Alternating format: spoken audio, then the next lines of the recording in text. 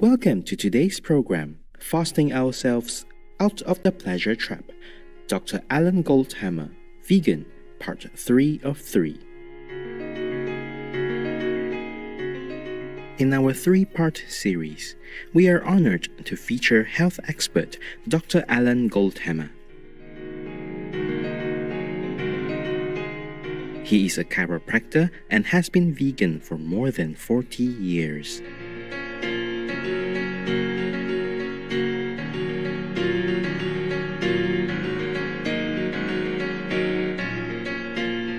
To encourage the public to return to a healthier life, Dr. Goldhamer co-authored the book, The Pleasure Trap, Mastering the Hidden Force That Undermines Health and Happiness, to share his insightful observations on removing barriers to wellness and the practice of water fasting.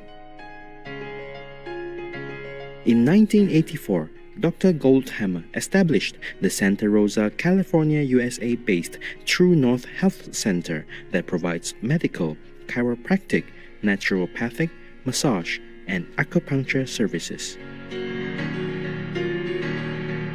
The center is now the largest facility in the world that specializes in medically supervised water-only fasting.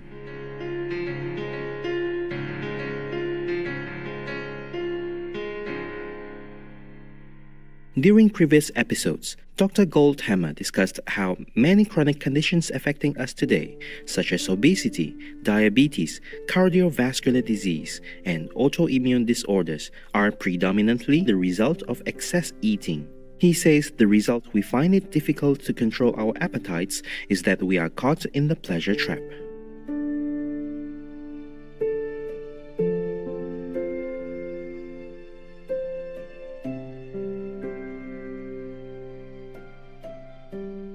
The processed substances added to our foods artificially stimulate the production of dopamine and other pleasure chemicals in our brains. The more dopamine, the more pleasure, so it perpetuates a cycle of overconsumption. His effective method to end this cycle is through a medically supervised water fast and a vegan whole foods diet. Today, Dr. Goldhamer will continue to share his wisdom on progressing to a healthier lifestyle. We recommend that people eat a whole plant food diet, fruit, salads, steamed vegetables. So that includes things like potatoes, rice, starchy vegetables, and excluding animal foods, so meat, fish, fowl, eggs, and dairy products, and excluding the chemicals added to food in the form of salt, oil, and sugar.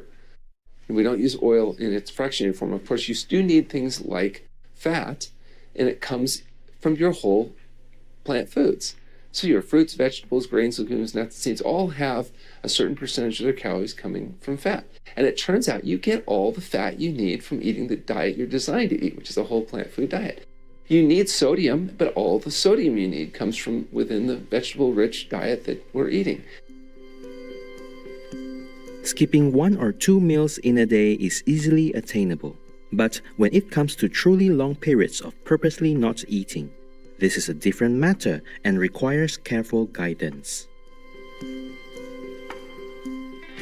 People may believe that extended fasting is an enormous challenge, but as Dr. Goldhamer explains, we all fast daily while asleep. He also recommends refraining from eating at least 3 hours before going to bed, as this is beneficial for our bodies.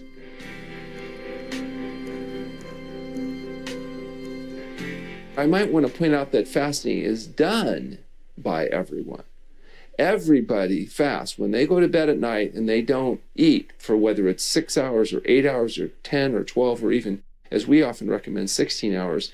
People are fasting, and then they break that daily fast with something often called breakfast or break fast.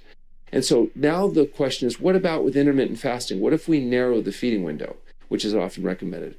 So by not eating 3 hours before you go to bed, let's say you don't eat after, say, 6 o'clock, and you don't eat breakfast, say, before 9 a.m. Well, now you've got a period of anywhere from 12 to 16 hours, depending on the specifics, where you're fasting. And some have suggested that even that brief period of intermittent fasting is enough to induce hormone changes and other changes over time, cumulatively, that may have health-promoting benefits. It's also possible by narrowing the feeding window to 8 or 10 or 12 hours a day, that you may tend to eat less. And there's some suggestion that even for people that aren't eating an ideal diet, they may consume less calories if they are eating from one period to another rather than all day and all night long. Also, by not eating for 3 hours before you go to bed, you may find people sleep better, sleep more, have a higher ratio of non-REM deep sleep, and may get some additional benefits, just not from eating, right before you go to bed and having all that activity going on in your body. Everything we consume enters the gastrointestinal tract, and if we regularly eat animal products, some of our gut bacteria will not be beneficial for us.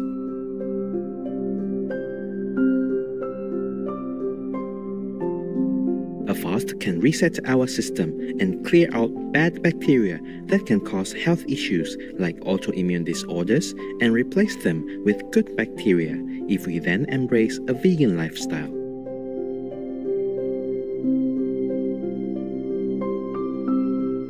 Fasting can create an environment where the body can get rid of pathogenic bacteria in the gut. In fact, we believe that fasting is like rebooting the hard drive in the computer, including when it comes to gut microbiome.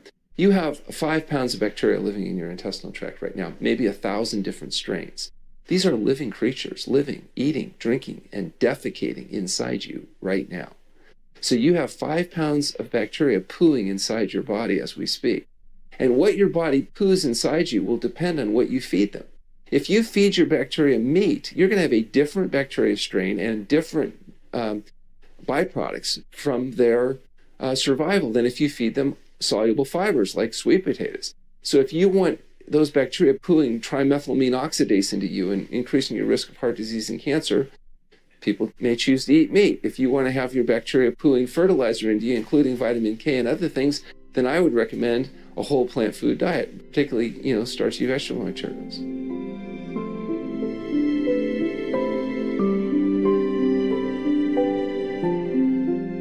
For people currently in the pleasure trap and craving unhealthy addictive substances, fasting is a positive step towards change by giving the body time to heal. Abstaining from food for a period also provides an opportunity for people to rest, adjust, and contemplate inwardly.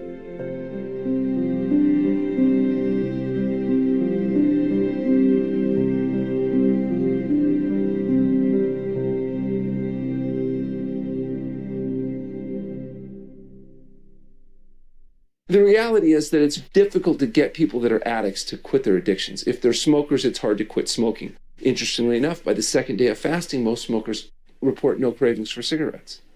Now, some people say it's because they're so miserable fasting, they just don't think about the cigarettes, but it's really not true. It's just that whole metabolic adaptation is sped up in fasting. People that can't stand healthy foods, oftentimes after fasting, find that their palate is reallocated, and now they like the taste of good food. And sometimes even the foods they used to crave are so strong that they're not actually quite as appealing. The desserts and the things they used to eat are so sweet that it's not even quite as attractive. So it's not that people couldn't get back into their addictions. If they go back to smoking, if they go back to drinking, if they go back to eating heated, treated, processed garbage foods, eventually they'll become addicted again. But fasting can give people a chance to feel what it feels like to be healthy again, what it feels like for good foods to taste good again. So, and I think that's why virtually every religion, from the Jains to the Jews, to the Hindus, to the Muslims, the Christians, all have traditions of fasting in their narrative. They all understand that fasting may affect how you think about yourself and the world around you. And we use it not just for emotional and spiritual and mental reasons, but also for physical benefit.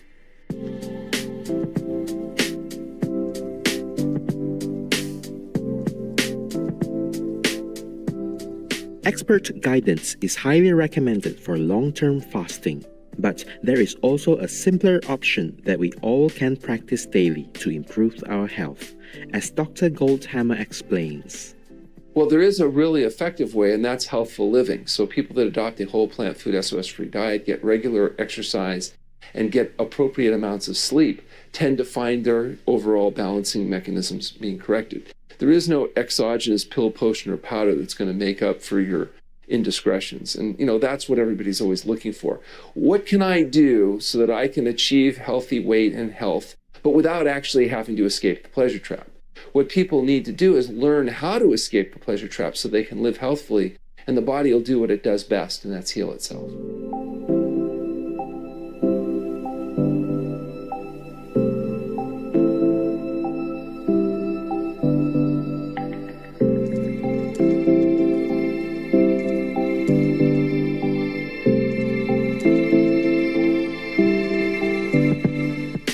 We appreciate Dr. Alan Goldhamer sharing his medical expertise with us and providing practical ways to escape the pleasure trap.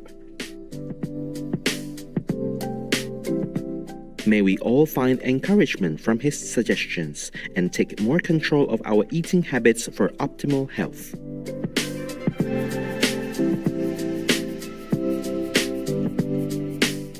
To learn more about the True North Health Center, please visit healthpromoting.com.